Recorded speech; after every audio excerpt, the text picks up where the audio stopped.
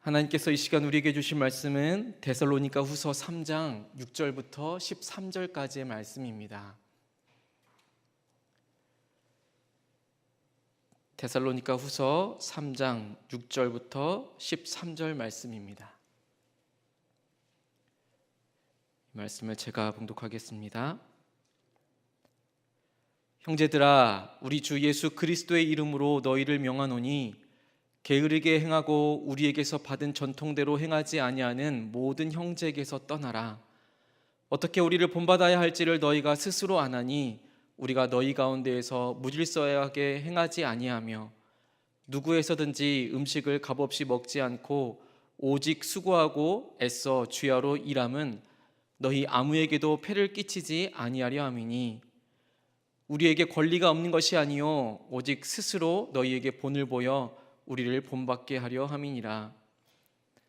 우리가 너희와 함께 있을 때에도 너희에게 명하기를 누구든지 일하기 싫어하거든 먹지도 말게 하라 하였더니 우리가 들은즉 너희 가운데 게으르게 행하여 도무지 일하지 아니하고 일을 만들기만 하는 자들이 있다 하니 이런 자들에게 우리가 명하고 주 예수 그리스도 안에서 권하기를 조용히 일하여 자기 양식을 먹으라 하노라.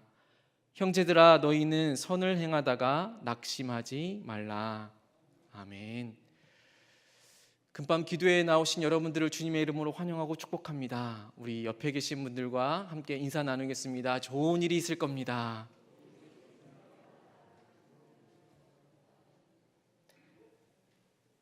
우리 이러한 사랑의 인사 가운데 하나님의 은혜와 축복이 있을 줄로 믿습니다. 여러분, 1992년 10월 28일을 혹시 기억하시나요? 1992년 10월 28일. 아주 참 오래된 일이지만 바로 아시는군요. 네. 이장님을 중심으로 해서 그 시한부 종말론을 들고 나와서 휴거 소동을 벌였던 날입니다. 그러니까 원래 이장님 씨가 그 생명의 말씀사에서 번역을 하던 사람이었어요. 그러니까 다가올 미래를 준비하라, 다가올 미래를 준비하라 해서 다미선교회 이렇게 이름을 붙이고는 많은 사람들을 선동했습니다. 그러니까 당시 상황이 얼마나 심각했는지는 이렇게 검색 하나만 해도 충분히 우리가 잘 알 수 있습니다. 정말 전국 각지에서 많은 일들이 있었습니다. 서울에서는 30대 주부가 아들을 데리고 선교하러 가겠다라고 집을 나갔고요. 부산에서는 그때 당시 부동산 1억 원어치를 매각해서 이 다미선교에 다 바쳤습니다. 대구에서는 전세금 700만 원을 교회에 바치고는 아예 그 교회에서 거주하면서 살았습니다. 전남에서는 한 여고생이 부모가 다미선교에 못 가게 한다고 음독 자살을 하기도 했습니다. 전북에서는요, 신도 10여 명이 외부와 접촉을 끊고는 아예 기도원에 들어가서 기도 생활에만 전념했습니다. 거기에는 어린 아이들도 있었습니다. 경남에서는 30대 여성이 10월 28일에 휴거가 있을 거다라는 그 이야기를 듣고는 또 그것을 믿게 되면서 더 이상 살기 싫어졌다 하면서 유서를 남기고는 스스로 목숨을 끊었습니다. 또 한 임산부는 휴거가 되기 쉽게 이 몸이 가벼워져야 된다라는 그 생각으로 의사의 만류에도 불구하고 낙태를 했습니다. 그러니까 이 이외에도 정말 이게 사실인가라고 말할 정도로 정말 전설 같은 사실들이 무수히 많습니다만 이만 줄이겠습니다. 1992년 10월 28일 자정, 일제히 정말 카운트다운이 시작했고 마침내 28일 자정이 되자 어떻게 됐을까요? 아무 일도 일어나지 않고 있습니다. 이게 그때 당시에 뉴스 아나운서의 멘트였습니다. 그러니까 당시 취재했던 한 기자가 또 이런 명대사를 남겼습니다. 이들은 하늘나라가 아닌 집으로 돌아갔으며. 여러분, 휴거 같은 건 없었습니다. 아무 일도 없었고 세상은 정말 그대로였고 시간은 계속해서 흘러갔습니다. 물론 지금도 여전히 그런 일은 없습니다. 그러나 우리가 꼭 기억해야 할 것은 종말은 성경의 말씀대로 정말로 일어날 일입니다. 그때와 그 시기를 그 어느 누구도 모를 뿐이지 우리는 그 종말을 준비하면서 정말 하루하루를 살아가야 합니다. 그러나 이처럼 다미 선교회 같은 그런 극단적인 모습은 옳지 않은 것입니다. 재림에 대한 그 기대감, 이것은요 신앙생활을 하고 있는 누구라도 이것이 정말 신앙생활의 본질적인 요소이다 라는 그 사실을 그 어느 누구도 부인할 수는 없습니다. 이거에 대한 그 기대가 잘못 영향이 미쳐져서 이런 다미 선교회라든지 요즘에 또 대구에서 10만 명이 모였다고 하는데 그 신천지라든지 이런 무수히 많은 이단들이 만들어지게 되고 또 사회에까지 이 악영향을 미치게 되는 것이지요. 오늘 데살로니가후서 3장 말씀을 함께 읽었습니다. 대체적으로 게으르지 말라라는 그 바울의 권면이 잘 드러나 있습니다. 그래서 일하기 싫거든 먹지도 말라라고 할 정도로 이제 평소에 자기의 삶에 정말 열심을 다해서 살 것을 지금 바울이 이야기하고 있습니다. 다미 선교회가 이 휴거 소동을 벌이면서 삶의 모든 것들을 다 내팽개치고 이 10월 28일 자정만을 기다리면서 잘못된 교훈에 빠졌던 것 같이 지금 이 데살로니가 교회에는요 이 잘못된 재림에 대한 생각이 만연해 있었습니다. 데살로니가 교회의 그 설립 과정을 먼저 좀 짧게 살펴보겠습니다. 데살로니가 교회는 바울이 이 빌립보 교회에 이어서 전도를 해가면서 개척한 교회이지요. 이 사도행전 17장에 보면 이 데살로니가에서 있었던 일들이 아주 잘 드러나 있습니다. 당시에 예수님을 전했던 바울 그리고 실라 그리고 디모데 열심히 빌립보에서 복음을 전했지만 그렇게도 그 일행들을 따라다니면서까지 못살게 굴었던 유대인들이 많았지요. 자신들이 저지른 죄가 있었고 십자가에 못 박았던 그 예수가 메시아다라는 그 사실에 대해서 도무지 인정하기가 싫었던 것입니다. 그래서 그 사람들을 어떻게 해서든지 어떤 이유에서든지 때로는 돌을 던져가면서 이 사람들을 쫓아내게 되겠죠. 그래서 빌립보에서 쫓김을 당해서 도착한 곳이 바로 이 데살로니가였습니다. 그때 당시에 많은 회당들이 있었는데 이 데살로니가에도 회당이 있어서 마침 거기에서도 열심히 가르쳤고 정말 예수 그리스도를 믿어야 한다라는 그 놀라운 복음을 선포하고 또 많은 사람들이 그 전도의 말씀을 듣고 돌아오게 되었습니다. 예수 그리스도께서 고통당하시고 죽어야 할 그 이유가 어디에 있었는지를 아주 잘 설명해 주었고 십자가에 못 박힌 예수 그리스도 그분이 바로 메시아임을 계속해서 선포하였습니다. 그것을 이제 받아들이기 힘들었던 유대인들이 계속해서 선동질하면서 이 전도자들을 내쫓았던 것입니다. 물론 회심하는 사람들도 많이 있었습니다만 그곳에 그렇게 오래 머물지를 못했습니다. 성경학자들에 의하면 짧게는 3주 아니면 그 이상도 머물렀다라고 이야기는 하지만 그 짧은 시간이지만 복음은 강력했습니다. 그래서 그곳에 있었던 아주 경건한 헬라인이라든지 또 당시 아주 부유하게 잘 살았던 귀부인이라든지 그 적지 않은 많은 사람들이 그 데살로니가 교회로 모이게 되었습니다. 뿐만 아닙니다.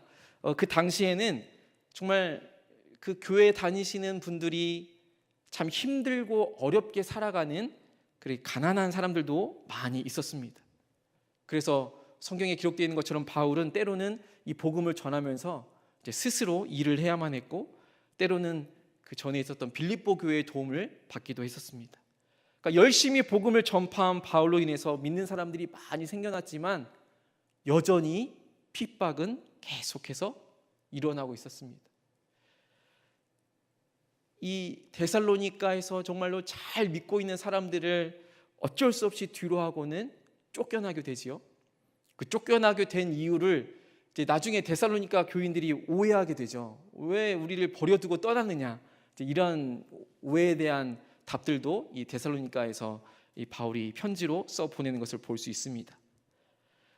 그러니까 바울도 이 데살로니가 교회를 너무나도 가고 싶어 했어요. 이 사람들이 어떻게 믿음 생활을 하고 있는지, 혹이나 잘못된 길로 가고 있지는 않은지 그 너무나도 안타까운 마음으로 이 데살로니가에 몇 번이라도 가려고 했었지만 그 길이 열리지를 않았습니다. 그래서 결국에는 본인이 직접 가지 못하고 디모데를 이 데살로니가 교회에 보내게 됩니다. 이 보낸 디모데를 통해서 그 교회의 상황들을 다 듣게 보니 이 데살로니가 사람들이 믿음 생활을 참 잘하고 있습니다. 그래서 주변에 아주 좋은 소문들도 아주 잘 나 있어요. 그래서 이 데살로니가를 통해서, 편지를 통해서 잘하고 있노라고, 기쁘다고 아주 좋은 말과 칭찬들도 해주면서 복을 빌어주는 내용들도 나타나 있습니다. 그런데 그 와중에 이 데살로니가 교회에 오해하고 있었던 내용들이 있었던 것이지요. 그것이 바로 이 종말에 대한 것입니다. 그러니까 재림과 부활에 대해서 이 데살로니가 교회에 있었던 교인들이 오해하고 있었던 것이에요. 그래서 이 바울이 이 아주 교리적인 그 종말론 그 자체보다는 이제 곧 임박한 재림을 임박했다라는 그 사실에 대해서 정말 그 다미선 교회가 1992년 10월 28일 자정에 휴거가 일어날 것이다 라고 믿었던 것처럼 지금 당장 곧 일어날 것처럼 여기고 있었던 것을 그 교인들에게, 데살로니가인들에게 정말 사랑스러운 마음을 가지고 애정을 가지고 정말 한 글자 한 글자 사랑을 담아서 이 편지를 보내게 된 것입니다. 그것이 지금 오늘 우리가 읽고 있는 이 데살로니가 후서 3장의 말씀인 것이지요. 여러분, 아무리 훌륭한 공동체일지라도 그 안에는 문제가 있기 마련입니다. 이미 데살로니가 전서에서도 이 종말에 대해서 한번 바울이 언급을 했었지요. 그래서 잘못된 신념으로 일하지 않고 다른 사람들에게 폐를 끼치지 말라라고 이미 경고를 했었습니다. 이런 배경적인 상황을 보면 이 오늘의 말씀이 훨씬 더 가까이 다가오실 텐데, 우리 6절 말씀을 다시 한 번 더 우리 한 목소리 함께 읽어보겠습니다. 6절 말씀입니다. 형제들아, 우리 주 예수 그리스도의 이름으로 너희를 명하노니 게으르게 행하고 우리에게서 받은 전통대로 행하지 아니하는 모든 형제에게서 떠나라. 지금 바울은 정말 이 데살로니가 교회를 사랑하고 칭찬해주고 격려해주는 그 마음과 동시에 정말로 걱정되는 그 마음으로 아주 강한 어조로 말을 하고 있는 것입니다. 게으르게 행하고 받은 전통대로 행하지 않는 사람 모든 형제에게서 떠나라. 아주 명령하고 있는 것이죠. 이미 데살로니가 전서에서도 한번 이야기를 했었는데, 그럼에도 불구하고 여전히 이 교회 안에, 그 공동체 안에 여전히 잘못된, 그릇된 행동을 하는 사람들이 많이 있었던 것입니다. 교회 밖에서는 예수님을 믿는다라는 것 때문에 계속해서 핍박을 해왔고, 교회 안에서는 지금 당장 일어날 것이 아닌데 이제 곧 있으면 재림이 있을 것이다 라는 그런 잘못된 믿음으로 인해서 교회가 시끄러워지게 된 것입니다. 그 일들로 인해서 사람들이 일도 하지 않고 무절제하게 생활하는 모습들이 계속해서 반복적으로 나타나고 있었던 것입니다. 그래서 더더욱더 강력하게 말할 수밖에 없었던 것이죠. 게으르게 행하고 또 받은 전통대로 행하지 않는 사람들에게서, 형제에게서 떠나가라. 여기서 이 전통이라는 것이 어떻게 보면 좀 받아들인 사람에게서 좀 다를 수가 있겠지만, 오랜 시간을 거쳐서 그것이 검증되어지고 또 그래서 많은 사람들에게 큰 기준이 되어진다라는 관점에서는 이 전통이라는 것은 정말로 소중하고 아주 꼭 지켜야만 하는 진리와도 같은 것이지요. 예수 그리스도께서 메시아다. 예수님께서는 이 땅 가운데 곧 다시 오실 것이다. 그 수많은 사람들이 믿고 의지했었던, 따르고 했었던 그 성경 말씀, 그 진리가 우리 안에서도 여전히 전통으로 있는 것처럼 그때 당시에도 이와 같은 진리의 말씀, 전통을 따르지 않는 그런 형제들이 분명히 있었던 것이지요. 그래서 게으름을 피우고 무절제하고 자기 마음대로 생활하는 사람들이 있었던 것입니다. 지금 우리가 보는 이 개역 개정의 성경에는 게으름이라고 표현이 되어 있는데, 예전에 써 있었던 그 개역 한글에는요, 이게 규모 없는 이라고 해석이 되어 있습니다. 그리고 새 번역에 보면 이 게으름이라는 단어를 무절제한이라고 번역을 해 두었습니다. 그러니까 이 게으름이라는 단어가 규모 없고 또 무절제하다라는 그 모든 의미를 다 포함하고 있는데, 이 게으르게 해당하는 그 원어를 보니까 이런 의미입니다. 그러니까 대열을 벗어나다, 그러니까 규율을 지키지 않다. 이렇게 줄을 쫙 서 있는데 그 줄을 서 있지 않고 그곳을 벗어나 있는 상태를 말하는 것입니다. 그러니까 지금의 이 데살로니가 교회에서 정해진 그 교회의 질서가 있었고 나름대로의 규칙이 있었지만, 그것을 그 본인 스스로 원하는 대로 생각하면서 살아가고 있었다는 것입니다. 그 무질서함이 이 본문에 이어서 계속해서 나오게 됩니다. 어떠한 모습이 무질서로 나오게 되는지 우리 11절 말씀도 다 같이 함께 읽어보겠습니다. 11절입니다. 우리가 들은즉 너희 가운데 게으르게 행하여 도무지 일하지 아니하고 일을 만들기만 하는 자들이 있다 하니, 여기에서도 이제 게으르게 행한다라고 표현이 되어 있죠. 그러니까 동일하게 6절 말씀에 있었던 그 게으르게에 해당하는 그 단어와 의미가 동일합니다. 그러니까 규모 없이 무절제하게 그 대열을 벗어나 있고 그 규율을 지키지 않는 그런 지금 상태에 있는 것이죠. 그러면서 도무지 일을 안 하고 있는 거예요.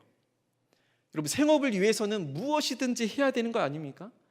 그러니까 내가 안 하게 되면 그 신앙 공동체 안에서 누군가의 손을 힘입어서 살아가야 되는 거죠. 그럼 그 신앙 공동체 안에서 누구는 일을 하게 되고 누구는 일을 안 하게 되고, 그럼 어떤 일이 생겨나게 되겠습니까? 그 신앙 공동체가 분열이 될 수밖에 없는 거예요. 물론 믿음이 좋아서 신앙감이 충만해서 내가 저 사람도 먹여 살리리라 하는 사람이 많아지면 물론 문제가 없겠지만, 사람인지라 그 모습을 계속해서 보게 되면 비교가 되어지는 거예요. 저 사람은 저렇게 일도 안 하고 계속해서 먹고만 있네. 나는 열심히 일을 하는데. 그 옆에 있는 다른 누군가가 일을 하지 않으면 그 옆에 있는 다른 누군가가 또 다른 일을 해야 하는 것이 당연한 일입니다. 그러니까 한 신앙 공동체 안에서도 이제 똑같은 일인 거죠. 내가 하기 싫은 일은 남도 어떨까요?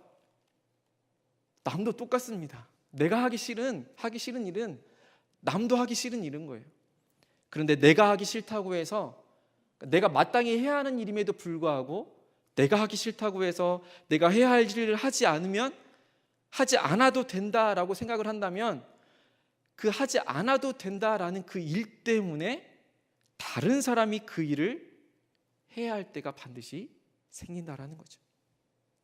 그러니까 일하기 싫어서 다른 사람에게 부담을 주는 것도 분명 하나님께서 기뻐하시지 않는 일인 것이죠. 여기에 더해서 지금 일을 만드는 사람이 있다라고 합니다. 일을 안 하는 것도 문제이지만 그보다 더 큰 문제가 어디에 있습니까? 일을 만들어내는 사람들에게 있다라는 거예요. 이렇게 게으른 사람, 그러니까 무절제하고 규모 없고 이런 사람들은 이렇게 일을 만들어내는데, 일을 만들어내는 사람들의 특징이 있습니다. 그것이 무엇이냐면 바로 말을 만들어낸다라는 거예요. 아무 말도 하지 않으면 아무 일도 일어나지 않는데, 꼭 안 해도 되는 그 말로, 그 말을 입 밖으로 내므로 인해서 그 말이 일을 만들어내게 되는 것입니다. 건강한 공동체를 위해서는 이곳저곳 다니면서 말을 만들고 선동하는 사람들을 경계해야 합니다. 결국에는 그 공동체에 누를 끼치게 되고 공동체를 와해시키게 되죠. 자신의 일에 충실하지 않는 사람은요, 보통 남의 일에 그렇게 관심이 많습니다. 내 일에 충성하지 않고 내 일에 열심을 하지 않는 사람들은 당연히 다른 것에 관심이 많을 수밖에 없는 것입니다. 여러분 주변에 혹시 유독 남의 일에 관심이 많은 사람 있지 않습니까? 그러면서 저 사람이 뭐 했네, 그 사람이 뭐 했네, 이런 얘기 저런 얘기 많이 하는 사람들 있지 않습니까? 여러분 뭐 이렇게 멀리 주변 갈 필요 없이 우리 스스로에게 한번 질문을 해보면 좋을 것 같습니다. 나는 일을 하는 사람입니까?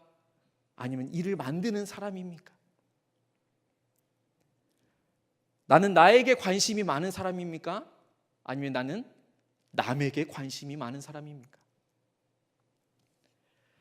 디모데서 5장에서도요, 게으름을 익혀 집집으로 돌아다니고 게으를 뿐만 아니라 쓸데없는 말을 하며 일을 만들며 마땅히 아니할 말을 하는 사람을 경계하라 라고 우리에게 말씀하고 있습니다. 우리 스스로가 일을 만들어내는 사람이 되지 않기를 간절히 소망합니다. 우리 스스로가 말을 만들어내는 사람이 되지 않기를 간절히 소망합니다. 사도 바울은요, 도무지 일하지도 않으면서도 일을 만들어내는 그 사람들을 경계하라 라고 하면서, 그러면 도대체 어떻게 살아가야 하는가에 대한 답까지도 친히 알려주었습니다. 그 말씀이 바로 오늘 본문에서 아주 반복적으로 등장을 하게 됩니다.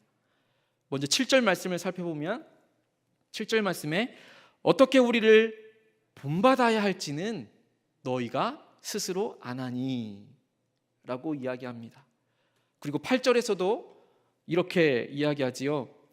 8절입니다. 오직 스스로 너희에게 본을 보여 우리를 본받게 하려 함이니라. 여러분, 나를 좀 본받아라 라고 이야기하는 것이 쉬운 말입니까? 이것보다 더 어려운 말이 어디 있겠습니까? 스스로를 본받으라 라는 말이 참 어려운 말인데도 불구하고 지금 이 사도 바울은요, 우리를 본받아야 할 것을 정말로 강력하게, 정말 당연한 것으로 이야기하고 있습니다. 주님이 곧 오실 것이다 라는 것을 사도 바울이 더 잘 알았을까요? 데살로니가 교인이 더 잘 알았을까요? 알았다면 오히려 더 사도 바울이 훨씬 더 잘 알았을 것입니다. 그럼에도 불구하고 바울은요, 스스로 일하는 손을 놓지 않았습니다. 오히려 더더욱더 복음을 전하는 데 열심을 내었던 사람입니다. 그래서 사도 바울은 그 복음 사역을 감당하면서까지 고린도 성도들에게 생계비를 요구하지 않았습니다. 오히려 스스로 일하면서 자신의 먹거리를 감당했었습니다. 그것이 부담이 되지 않도록 노력했던 것을 성경 곳곳에서 알 수 있던 것이죠. 그러니까 데살로니가 교회도 마찬가지였습니다. 고린도 교회도 마찬가지였고, 부모로서 자녀들에게 가장 훌륭한 교육 방법이 무엇일까요? 보여주는 것입니다. 이렇게 해야 한다, 저렇게 해야 한다 라고 말하는 것보다 그냥 삶으로 그 모습을 보여주면 된다는 것이죠. 굳이 말 안 해도요, 그냥 사는 모습 그대로를 본받고 살아가도록 하는 것이 가장 훌륭한 교육 방법일 것입니다. 그것이 어려워서 그렇지 우리가 그렇게 살아낼 수 있는 우리 모두가 되기를 간절히 소망합니다. 예수님께서도 늘 말씀만 하지 않으셨습니다. 손수 예수님께서 직접 말씀하신 그 모습 그대로를 살아가신 분이 바로 우리 예수님이십니다. 이웃을 사랑하라 라고 말씀하시면서 당시 손가락질을 받던 세리장 삭개오를 직접 만나 주셨습니다. 모두가 다 그 세리장 삭개오를 욕할 때 예수님께서는 친히 그 집 안으로 직접 들어가셨습니다. 그 안에서 함께 먹고 마시며 말씀을 나누셨습니다. 모두가 다 멀리하고 그래서 아파하고 신음하는 병자들에게 예수께서는 친히 직접 다가가셨습니다. 그래서 친히 손으로 직접 만지시면서 때로는 말씀으로 치유하여 주셨습니다. 모두가 침을 뱉고 돌을 던지는 여인에게 예수님께서는 용서함을 베풀어 주셨습니다. 예수님께서는 그냥 말로만 하지 않으셨다라는 것입니다.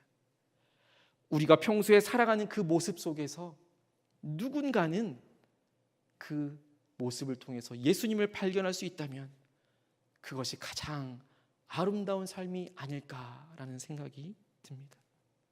신앙은 삶으로 드러나도록 살아낼 수 있어야 합니다. 그리고 또한 삶은요, 신앙으로 다시 고백되어질 수 있어야 하는 것입니다. 신앙과 삶은요, 절대로 분리되어져서는 안 됩니다. 하나님께서는 우리를 이 세상 가운데 이 세상 속으로 불러주신 줄로 믿습니다. 그러니까 세상과 단절되어서 세상을 등지고 살아가면서 세상과 분리되어져서 살아가는 것이 아니라요, 그 세상 가운데에서 세상 속으로 들어가서 그곳 가운데에서 빛으로, 때로는 소금으로서의 그 역할을 감당하면서 우리는 살아가야 할 줄로 믿습니다. 어두운 세상 가운데에서 그곳에서 빛이 필요하다면 예수님의 빛을 받아서 우리는 빛으로서 그 어두운 곳을 밝힐 수 있어야 하는 것이고, 맛을 잃어가는 세상 가운데에서 다시금 맛을 낼 수 있는 소금으로서, 부패해져만 가는 세상 가운데에서 더 이상 썩어져 가지 않도록 우리가 먼저 정직하고 성실하게 세상을 변화시킬 수 있는 예수님의 제자로서 살아가야 할 줄로 믿습니다. 세상 사람들이 손가락질하고, 세상 사람들이 욕하고, 세상 사람들이 손가락질할 때 우리는 오히려 더 다가가서 그들을 위로해주고 감싸주고 예수 그리스도의 사랑을 전할 수 있는, 그래서 예수님이 드러날 수 있는 그런 복된 삶이 되어지기를 간절히 소망합니다. 누군가가, 아니 누구라도 본받을 만한 삶을 살아갈 수 있는 우리 모두가 되기를 간절히 소망합니다.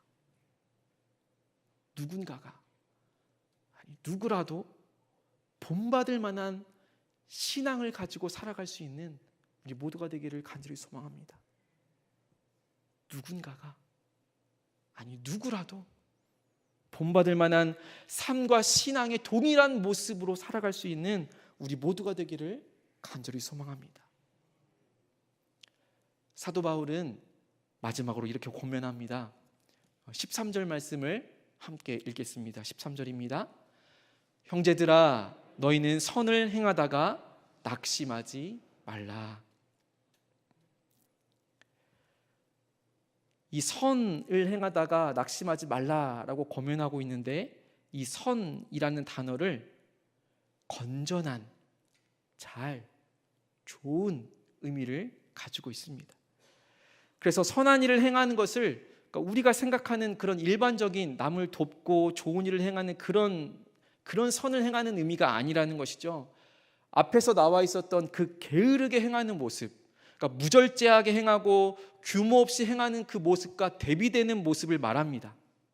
선을 행하는 모습, 규모 없이 행하는 사람들이나 무질서하게 행하는 그 사람들과는 정말 대조적으로 선을 행하면서, 그러니까 자기가 해야 할 일들을 마땅히 잘 감당하면서 규모 있게 살아가는 삶을 의미하는 것입니다. 생계까지 다 뒤로 하고 잘못된 재림에 대한 가르침에 빠져 있었던 이 다미선교회나 오늘 본문 가운데 드러나는 이 잘못된 재림에 대한 오해로 인해서 정말 해야 할 일마저도 하지 않고 오히려 일만 만들어내는 그 신앙 공동체 안에 있었던 사람들처럼 그런 게으른 모습이 아니라, 오히려 하나님께서는요, 하나님께서 허락하여 주신 그 삶의 자리에서 최선을 다하며 일하며 먹고 마시는 모습을 원하고 계신 줄로 믿습니다. 우리 주님은 반드시 다시 오십니다. 그게 언제가 될지 모르기에 우리는 우리에게 주어진 그 자리에서 최선을 다하며 최상의 것으로 하나님께 영광을 돌리며 살아가야 할 줄로 믿습니다. 여러분에게 맡겨주신 삶의 자리는 어디입니까? 그 자리가 바로 하나님께서 부르신 그 자리인 줄로 믿습니다. 그 자리에서 게으른 모습이 아닌 선을 행하며 하나님의 부르심에 올바로 응답할 수 있는 우리 모두가 되기를 간절히 소망합니다.